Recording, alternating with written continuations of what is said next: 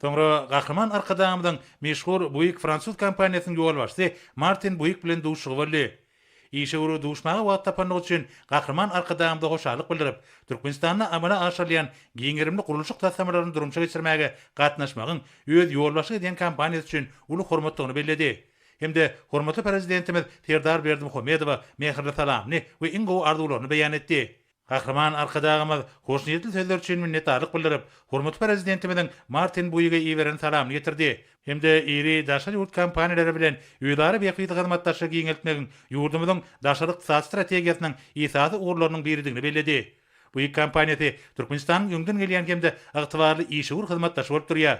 Şundan baglanykda türkmen halkynyň milli lideri bu kampaniýa bilen işgur hyzmatdaşlygyň netijeli häsiýetini belledi. Munun şeýledigine birlikde üstünlükli durumça geçirilen inçeme taslamalar şaýatlyk edýär.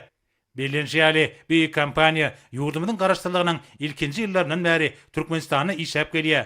Şunun bilen baglanykda kampaniýanyň hyzmatdaşlygy üstürmäge, iki ýurdun arasynda bilim gatnaşyklaryny giňeltmäge, şeýlede ýurdumyzda fransuz dilini öwretmek boýunça goşýan goşandy aýdyldy.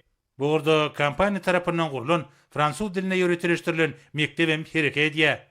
Gahraman arkadağımız bursatdan peýdalanyp kampaniýanyň ýol başlygyna netijeli hyzmatdaşlygy alyp barýanlygy üçin hut öz adyndan hemde hormatly prezidentimiziň adyndan minnetdarlyk sözlerini beýan etdi. Duşuň ahyryna Martin Buick kampaniýa bildirilýän ýokary önam üçin türkmen halkynyň milli lideri, Türkmenistanyň halk maslahatynyň başlygy Gahraman arkadağymyza hemde hormatly prezidentimize tüý sürekden hoşarlyk bildirip, Gahraman arkadağymyzyň Fransa Respublikasyna saparynyň üstünlükli geçmegini arzu etdi.